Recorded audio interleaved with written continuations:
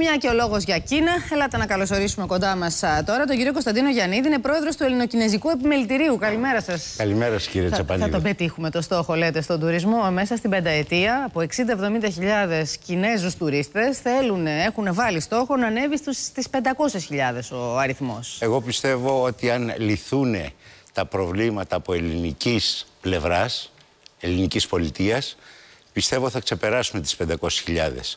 Τώρα έχουμε... Στην πενταετία ή νωρίτερα, λέτε? Ακόμα και νωρίτερα, γιατί οι Κινέζοι θέλουν να έρθουν. Και ποια είναι τα προβλήματα, τι τους σταματά? Τα προβλήματα είναι η βίζα, το κυριότερο. Υπήρχε συνεννόηση πέρσι με τον υφυπουργό πολιτισμού που ήταν ο κύριος Νικητιάδης και συζητάγαμε όπως έγινε στην Ρωσία, που από 300.000 φτάσανε τους 800.000 τον επόμενο χρόνο, διότι λύθηκε το πρόβλημα της βίζας. Θα γινόταν κάτι τέτοιο με την Κίνα. Από πέρσι μέχρι φέτος δεν έχει γίνει τίποτα? Ήτανε να γίνει ένα ταξίδι τον Ιούλιο που μας πέρασε. Αλλά μπλέξαμε δεν έγινε, με τις εκλογές και τα μετεκλογικά. Με συνέπεια να έχει καθυστερήσει. Χρόνια το συζητάμε. Το ταξίδι που είχα κάνει επί πρωθυπουργού του κυρίου Σιμίτη το 1999 ήταν το πρόβλημα πάλι της βίζας. Από το 1999 συζητάμε να διευκολύνουμε το θέμα της βίζας για να έρχονται Κινέζοι τουρίστες στη χώρα μας. Τότε μας δίνανε οι Κινέζοι εκείνη την εποχή δεύτερη προτεραιότητα στην Ευρώπη. Και φτάσαμε... Με πρώτη? Με πρώτη ήταν η Γερμανία. Και δεύτερη προτεραιότητα σε εμάς. Εκτός βέβαια Χονγκ, Μακάο, Ασία που είναι ο κύριος τουρισμός. Αυτή τη στιγμή είναι 70 εκατομμύρια. Ξέρουμε περίπου πόσα χρήματα αφήνει ο κάθε Κινέζος που θα έρθει να κάνει ολιγοήμερες διακοπές εδώ στη χώρα μας? Με πρόσφατη υπολογισμό της Τραπέζης Ελλάδος αφήνει 640 ευρώ κατά άτομο. Ήτανε το 10 γύρω στις 13.800 επισκέπτες Κινέζοι. Το 11 πιάσαμε 15.800, μια αύξηση 16%. Αλλά δεν είναι μόνο αυτό. Υπολογίζουμε περίπου ότι έρχονται στην Ελλάδα 100.000 Κινέζοι μέσω άλλων χωρών της Σέγγεν, παίρνουν βίζα από άλλες χώρες και τελικά περνάνε και από την Ελλάδα. Και γι' αυτό το ποσοστό κάπου εκεί είναι οι πληροφορίες μας για 100.000. Λοιπόν, από το 98 που το συζητάμε, 99, κάποια στιγμή θα βρεθεί μια λύση που να καλύπτει και τις δύο πλευρές, να καλύπτει την Ελλάδα, να καλύπτει και την Κίνα και να ευνοεί τον τουρισμό από την Κίνα προς τη χώρα μας σε μια εποχή που έχουμε τόσο ανάγκη από τουρίστες. Τώρα, οι υπόλοιπες σχέσεις, σε όλα τα άλλα επίπεδα μάλλον, οι σχέσεις των δύο χωρών πώς κυλούν, τόσο σε κρατικό επίπεδο όσο και σε ιδιωτικό, γιατί και μεταξύ ιδιωτών αναπτύσσεται πολύ μεγάλες ευκαιρίες. Το Επιμελητήριο καταρχάς αυτή την προσπάθεια κάνει, να φέρει σε επαφή κινέζικες εταιρείες με ελληνικές. Έρχονται συνέχεια αποστολές από την Κίνα, επιχειρηματιών, συνοδεύονται από δημάρχους, από περιφερειάρχες, κυβερνήτες κλπ. Και κάνουμε matchmaking, δηλαδή συναντήσεις μεταξύ των εταιριών μελών μας, οι οποίες έχουν το αντίστοιχο ενδιαφέρον, το αντίστοιχο προϊόν. Έχουμε τα τελευταία χρόνια, ειδικά τον τελευταίο χρόνο, Ιούνιο του 2011 με Ιούνιο του 2012, έχουμε αυξήσει τις εξαγωγές μας κατά 54% και έχουν μειωθεί οι εισαγωγές από την Κίνα κατά 17%. Αυτό σημαίνει βέβαια λόγω της κρίσης της οικονομικής που έχουμε. Κατανοητό απολύτως. Σε ποιους τομείς? Μάλιστα. Το λάδι ανέβηκε 50%.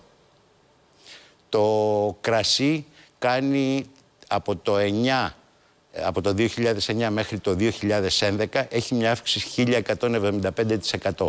Δεν είναι μεγάλο το ποσό, είναι 1.800.000, αλλά αναπτύσσεται ραγδαία. Γιατί οι Κινέζοι αρχίζουν να συνειδητοποιούν ότι η Ελλάδα έχει ποιοτικά καλά κρασιά. Δεν πάμε να πουλήσουμε οτιδήποτε προϊόν φθηνό. Δεν μπορούμε να ανταγωνιστούμε ούτε την Κίνα, ούτε την Ινδία και σε κάποια προϊόντα και την Αμερική. Πρέπει να έχουμε ποιοτικά προϊόντα και συνέπεια στις παραδόσεις. Ο βασικός μας αντίπαλος, αν θέλετε, σε εισαγωγικά, μια και είμαστε χώρα μεσογειακή και η Ιταλία φαντάζομαι έχει αναπτύξει. Ποιος είναι, ποιον ανταγωνιζόμαστε εκεί? Στο λάδι προηγείται η Ισπανία και μετά η Ιταλία. Είμαστε τρίτη εμείς εκεί? Ναι, μπορούμε να πούμε τρίτη. Και με περιθώρια ακόμη μεγαλύτερα εξαγωγών εκεί, βεβαίως, στο λάδι. Βεβαίως. Να σκεφτείτε μόνο μια εταιρεία στην Λάρισα, μέλος μας, έκλεισε ένα συμβόλαιο για 5 χρόνια, 35 εκατομμύρια ευρώ για 1.800 τόνους. Ήδη έχει εκτελέσει τα 5 εκατομμύρια. Αλλά θέλουν μεγάλες ποσότητες και σταθερές ανά έτος που κλείνουν παραγγελίες. Άρα αυτή η εταιρεία μαζεύει λάδια από Μεσσηνία, από Άμφιση και κάποιες άλλες περιοχές. Έχει συσκευαστήριο το οποίο είναι 3.000 μπουκάλια την ώρα και φέρνει καινούριο μηχάνημα με 5.000 μπουκάλια την ώρα. Για να καλύψει την παραγωγή που έχει συμφωνήσει. Θέλει στοχευμένες κινήσεις. Και επιπλέον μην λένε Κίνα είναι τεράστια χώρα, θέλω να κάνω εξαγωγή. Όχι, πρέπει να στοχοποιήσουν κάποια περιοχή που είναι εκατομμύρια κάτοικοι βέβαια, και από εκεί να ξεκινήσουν. Να ελέγξουν βέβαια την νομοθεσία που ισχύει εκεί που θα τα στείλουν. Κάθε λιμάνι της Κίνας μπορεί να έχει διαφορετική διαδικασία από το τελωνείο εισαγωγής του κάθε εμπορεύματος. Όλα αυτά πρέπει να διευκρινιστούν. Φαντάζομαι το δικό σας επιμελητήριο, το ελληνοκινεζικό, είναι αρρωγό στην όποια προσπάθεια κάνουν οι Έλληνες επιχειρηματίες. Αυτός είναι ο λόγος υπάρξεώς του. Είναι το μόνο θεσμικό όργανο εδώ στην Ελλάδα μεταξύ Ελλάδας και Κίνας και προσπαθεί να αυξήσει τις εξαγωγές. Πόσες εταιρείες είναι μέλη σας? Είμαστε παραπάνω από 1.200. Μάλιστα. Και κύριε Γιαννίδη, κάτι διαφορετικό, ποια άλλα προϊόντα είναι αυτά που ζητούν εκεί? Μας είπατε το λάδι, μας είπατε το κρασί. Το κρασί. Ποιοι άλλοι επιχειρηματίες θα μπορούσαν να στραφούν εκεί για να δώσουν προϊόντα? Προηγούνται κατά πολύ χρονικά τα μάρμαρα, σκράπ αλουμινίου, σιδήρου, πλαστικά. Έχουμε και εταιρείες που είναι ελληνικές εταιρείες εγκαταστημένες με παραγωγή στην Κίνα.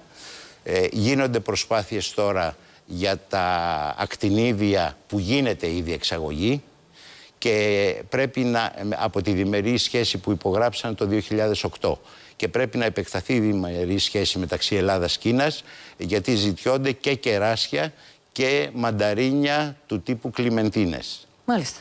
Παράλληλα αρχίζουν να διευρύνουν τα προϊόντα. Βέβαια πάντα έρχονται Κινέζοι, θέλουν πιστοποιητικά της ποιότητας της παραγωγής, πιστοποιούν τα συσκευαστήρια, πιστοποιούν τη φόρτωση που γίνεται.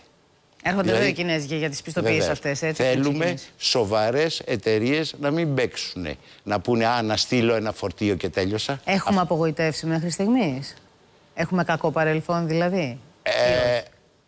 Ελάχιστο, ευτυχώς, από πλευράς Ελλάδας προς Κίνα. Μπορώ να πω περισσότερο είναι από Κίνα προς Ελλάδα. Όχι σοβαρές εταιρείες, αλλά είναι διάφοροι έμποροι Έλληνες, πηγαίνουν σε εκθέσεις, κλείνουν παραγγελίες και πηγαίνουμε, συναντάμε, μετά έρχονται να γίνουν μέλη μας γιατί δεν τους στείλανε το σωστό προϊόν. Παραδείγματος χάρη παλιότερα ένας είχε παραγγείλει για τα Χριστούγεννα ένα κοντέινερ αναλογίες λαμπάκια χρωματιστά Χριστούγεννα και τους στείλανε ολοκίτρινα. Ναι. Ή άλλος με πατίνια τα είχε παραγγείλει να του έρθουν Οκτώβριο και τελικά του ήρθαν Ιανουάριο. Μάλιστα. Πέρασε η σεζόν. Λοιπόν, σας ευχαριστούμε πολύ κύριε Γιαννίδη. Θα ήθελα να τονίσω κάτι άλλο, αν δεν σας μόνο αν θέλετε σύντομα, γιατί πρέπει να πάμε σε διαφήμιση. Επίσης έχουμε 3 κινέζικα πανεπιστήμια που διδάσκονται η ελληνική γλώσσα και έχουμε και το Πανεπιστήμιο του Πεκίνου που έχει και ελληνικό κέντρο που έχει ξεκινήσει εδώ και 10 χρόνια. Εκπαιδευτικός τουρισμός θα μπορούσε να τρέξει στη χώρα μας? Βεβαίως. Τρέχει? Ελάχιστα. Είναι θέμα διαδικασιών περισσότερο για να αναπτυχθεί κράτους. Και αυτό. Ναι. Θα μπορούσε να λειτουργήσει σε καλό σημείο αυτό? Βεβαίως. Μάλιστα. Λοιπόν, σας ευχαριστούμε πάρα πολύ που ήσασταν κοντά μας. Διαφημίσεις από εμάς. Επιστρέφουμε σε πολύ λίγα λεπτά και πάλι εδώ.